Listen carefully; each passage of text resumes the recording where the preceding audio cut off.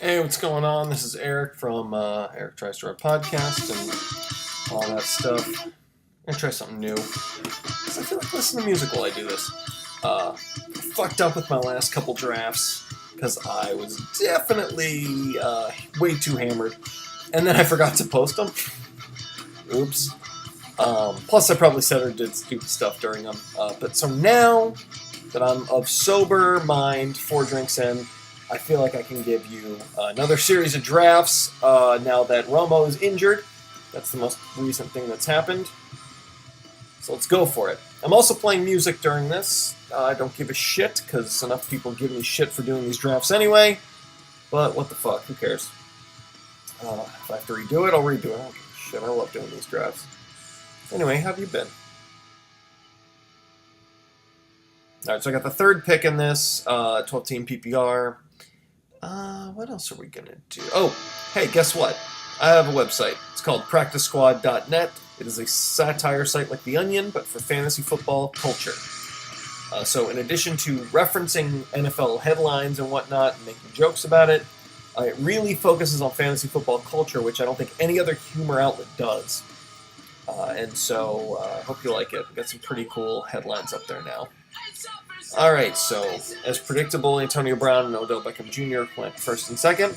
I love Julio Jones. I'm not really worried about any limping. That's just part of being a Julio Jones owner. I'll take number 3 in the big 3 trifecta. Interesting what's going to happen to Ezekiel Elliott. Personally, I don't think there's too much change as Dak Shepard. That's his name, right? The backup quarterback for the Cowboys. Who was in Idiocracy and is married to Sarah Marshall. What's her real name? Oh, man. All right. Going pretty standard. Todd Gurley going next. Oh, you guys watching... Maybe I will turn this down. You guys watching Hard Knocks? Dude, holy shit. This season is thin. They are stretching and reaching for content. Speaking of which, I'll be doing 12 podcast drafts this year. Stretching and reaching for content. I probably won't do 12. I'll probably do 3 more. And then at the end of this weekend, when there's basically only bullshit 4th preseason games that aren't going to tell us much, I'll be doing some more. I probably will not be doing any more.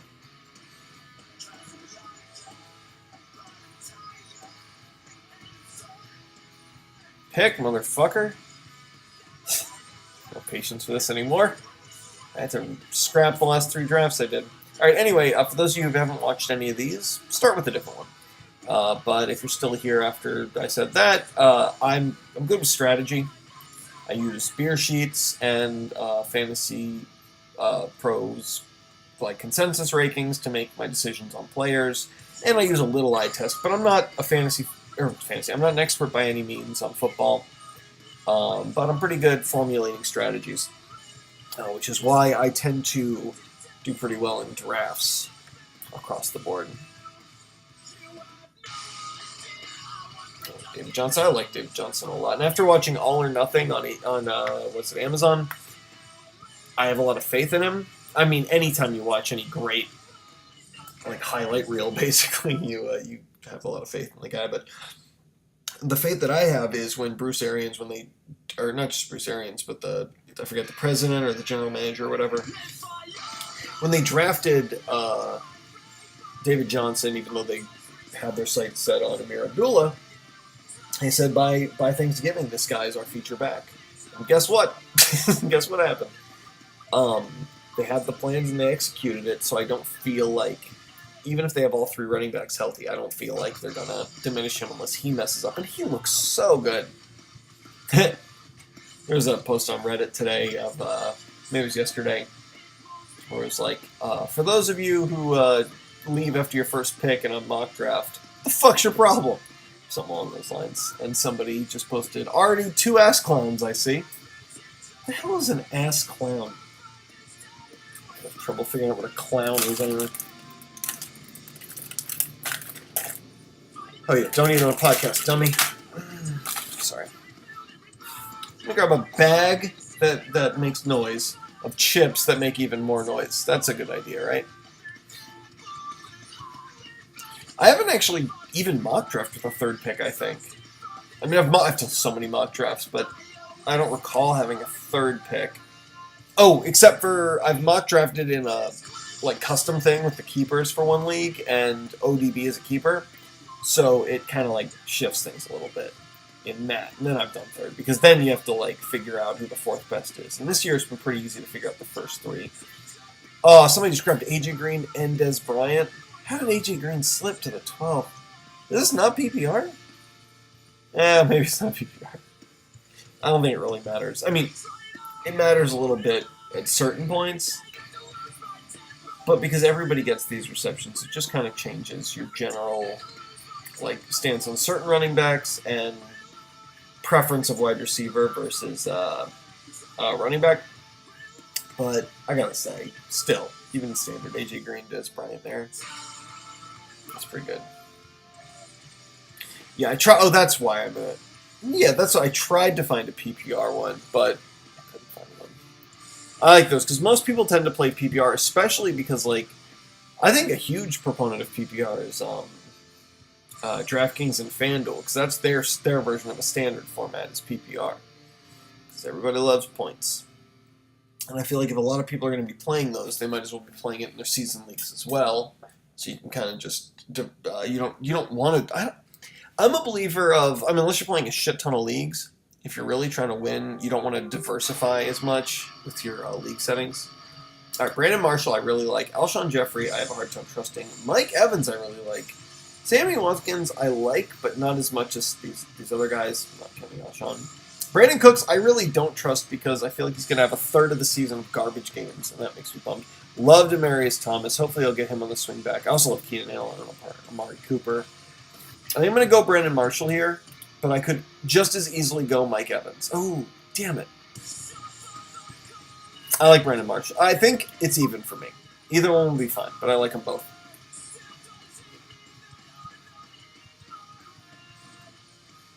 I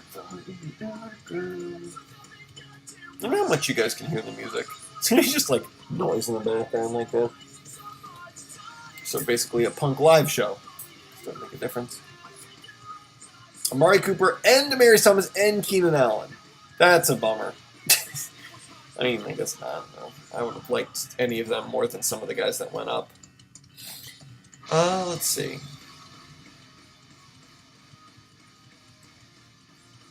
Antonio Jones, Brandon Marshall. I think I'm going to take Amari Cooper, but I could equally see Amari Cooper and Keenan Allen on the same level.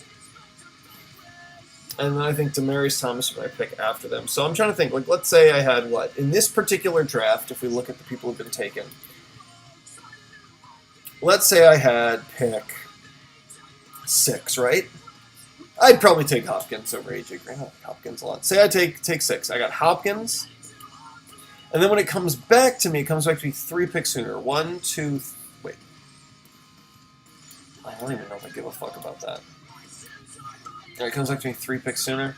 2, 3, and I can grab Jordy Nelson. So I get Hopkins, Nelson, and then I wait 3 picks later for the next one. 1, 2, 3. I can still grab Demaryius Thomas. So having Nelson, Hopkins, Nelson, and Thomas versus Julio, Brandon Marshall, and Amari Cooper. Both of those seem like pretty reasonable options. Okay. That said, man. I guess the only big because Julio and Amari I'd rather have than Hopkins and Demaryius Thomas. So Brandon Marshall would be the downgrade from Jordy Nelson.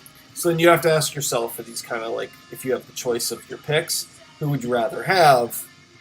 Oh, what's the difference between Julio and Amari Cooper versus Hopkins and Demaryius Thomas? Is that outweigh the difference between Jordy Nelson and Brandon Marshall? That'd be the question you'd ask yourself.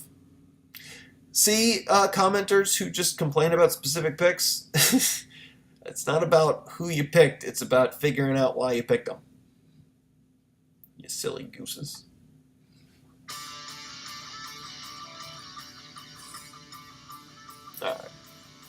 And I've said this before. I don't really mind a handful of teams auto drafting in ESPN leagues because oftentimes the better drafters are playing in fantasy football calculator. Let's be honest. Sorry about that. So like having a hand, I'd rather have a computer player take reasonable picks than a shitty player take terrible picks, and then get an inflated sense of how good my team is. Oh, beautiful. Okay, I'm skipping over Emmanuel Sanders. I think I should probably grab a running back here, but if you take a look, I don't want to take Greg Olsen or a quarterback right now because I feel like I can get better value later. I feel like if I grab one of these great wide receivers, I think Randall Cobb is probably a fantastic option because Jordy's back. I don't give a fuck if he's on my bench. Like, I really don't. Like, I'll take a lot of... Granted, I play in a lot of 3 wide receiver plus a flex league. That said, I still would rather take somebody for the bench because I say this every fucking draft, and I don't think anybody listens. I'm sure plenty of you know it already, that's why you're not listening, but a lot of people who don't know it don't listen, is that you're not playing for week 1, you're playing for the year. And having a solid option to not lose steam if you end up having somebody get injured or they don't perform well enough or something else happens can be unbelievably valuable. And I have a feeling the next 3 picks I'm going to get are going to be fine running backs, and I'm going to attempt the Tom Brady plus Blake Bortles or Phillip Rivers option, plus a tight end and quarterback you can get so late unless you get crazy value early. And I haven't seen crazy value either way. What the hell is happening here? Okay, so a lot of running backs are flying off the board. So this is scary. Because right now I'm seeing a litany of great wide receivers. You know what? It's a mock draft. Let's fuck around. I like Michael Floyd over Kelvin Benjamin, by the way, especially if there's questions around John Brown, because Larry Fitzgerald may not last the whole time, and I think Michael Floyd is posed to have an amazing year. I can't believe I'm doing this. We're going to have a miserable running back situation. That said, again, we're playing for the full year. So here's kind of my argument on this. This is fun. 5 wide receivers start off. Look at them, though.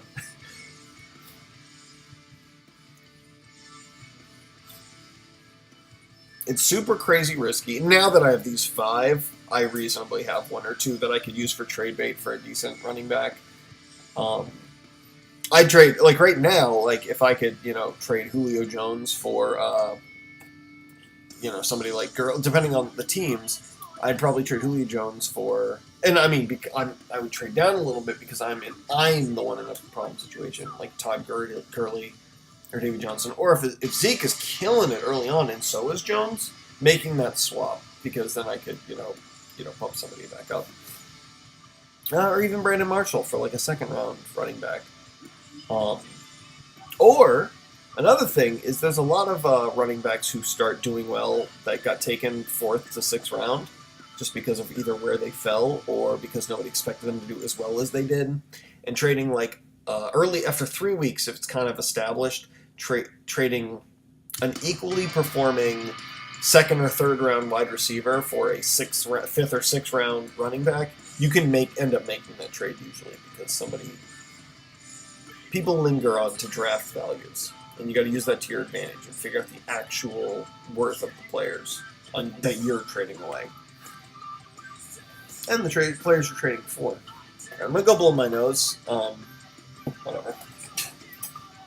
Where are my fucking running backs?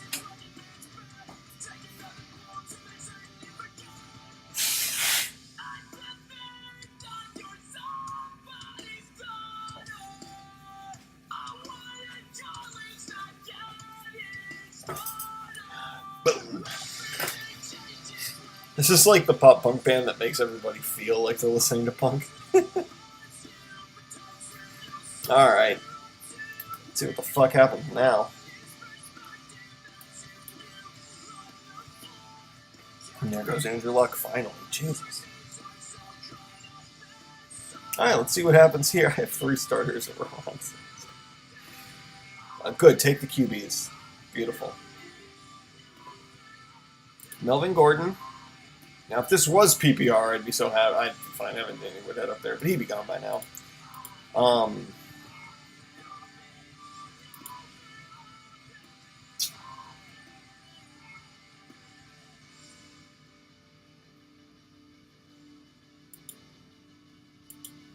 See, I'd rather take the risk, Melvin Gordon, but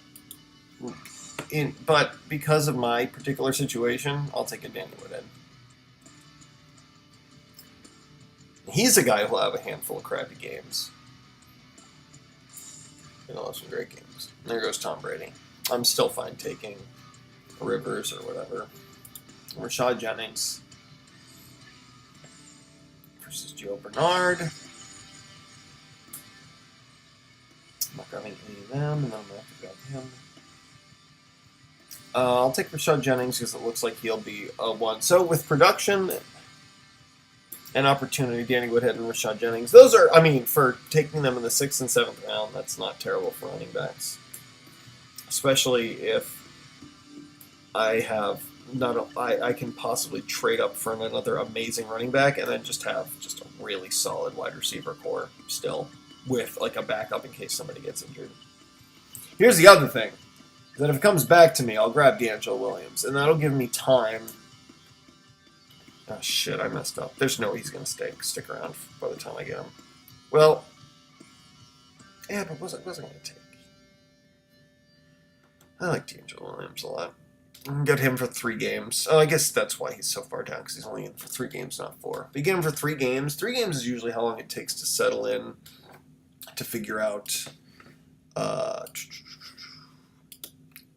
how... Like, what personal information of mine is up here? None? Alright, cool. Oh, other than I listened to a John Mayer live album. I mean, that was my wife's. Ignore that. Listen, he plays with the most amazing jazz trio. It's totally cool. There goes Gates. I love taking Gates. Oh, there, Colby Fleener hadn't gone? I probably would have taken Colby Fleener over one of those running backs. Son of a bitch. I'm really bad at fantasy football. That's not true. I just did not look for certain values.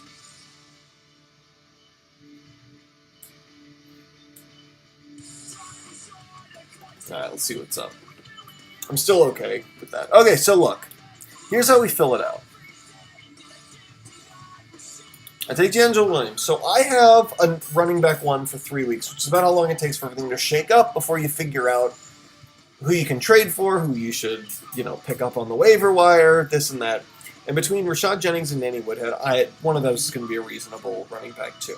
So I have 3 weeks to really play around. And if I can go 3-0, and with some of the people on my team, it's totally reasonable to go 3-0. Oh, there's Charles Sims.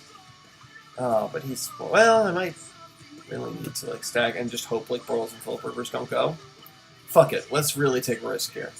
Let's say we take Charles Sims, who's running back 1 if Martin gets injured, which is not nearly out of the question, but also a reasonable running back 2. Yeah, because you can losses are a resource. You can play with losses. Yeah, so if you start out with a couple of wins, if I lose in week 4 and week 5 while I'm still figuring shit out, because leagues are won on the waiver wire.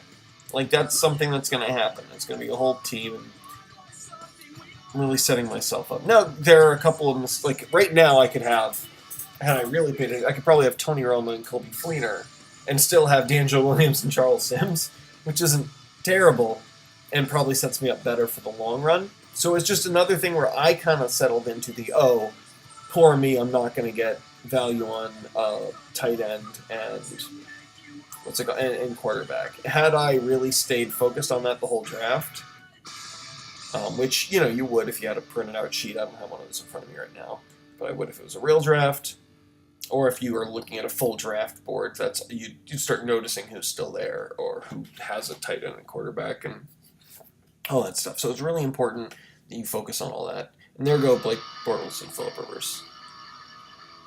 Is this a signal for me because Rally Cap is playing? All of my quarterbacks and tight ends that I love are gone. Let's see what happens here. I guess Julius Thomas is still there. Thomas is there. Now, this is another point where I can go. Everybody I love is pretty much gone. Oh, Michael Thomas is now gone.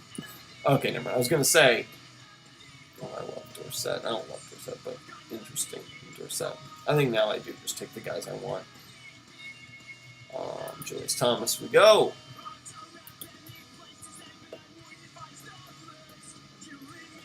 I like Julius Thomas. I prefer Antonio Gates, but he went pretty early.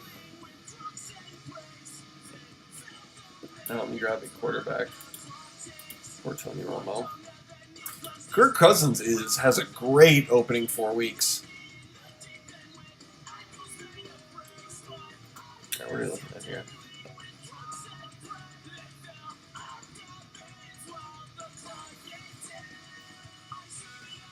Matthew Stafford. Am I dumb? Starving. Where's Dax at? Can I already take him?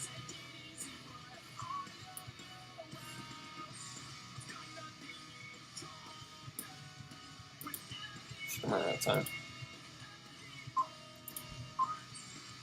I'll take Dak. Yeah, fuck yeah. I'll be the first guy.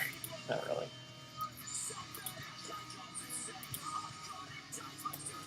I'd probably want to take Kirk Cousins over him, but whatever. I can also take Kirk Cousins. Use him for the first 4 weeks.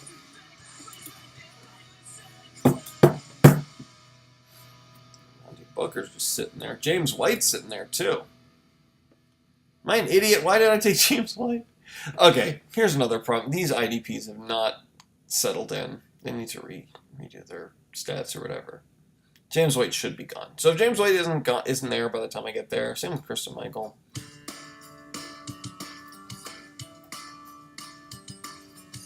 Yeah, this is another case where it's like the IDPs of your site, not IDPs, what I'm saying. Your ADPs are definitely a little skewed. The song's fine, but it's fucking rocket. God, I can't wait for fucking YouTube to flag this for like music violation, and then I have to be like, God damn it, I can't collect all $20 of revenue. Actually, that's not even true. So my videos this year have not been getting as many views as last year. I missed out on like $50 last year because I didn't monetize.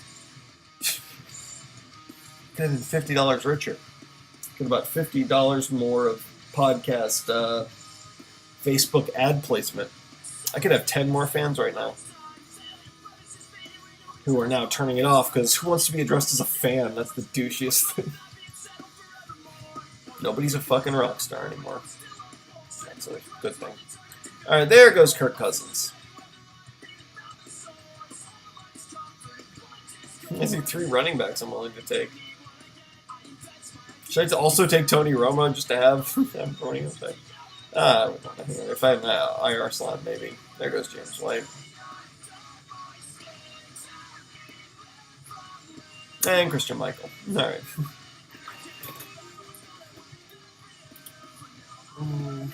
Might be willing to take DeAndre Washington.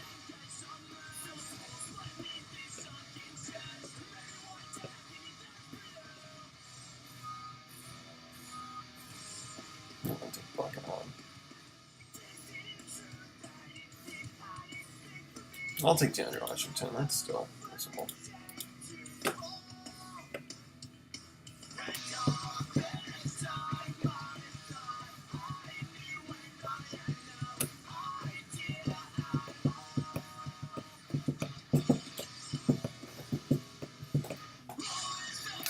So here's the other thing. I want to take another quarterback here, but I actually don't. I'd probably rather take Alfred Morris and Tim Hightower and grab those high upside running backs. So I can have 1, 2, 3, 4, 5, 6, 7 running backs. Oh shit.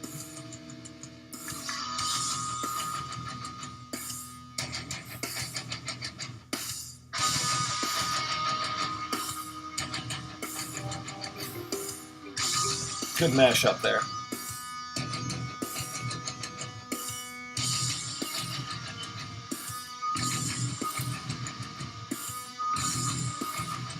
I'm a pussy.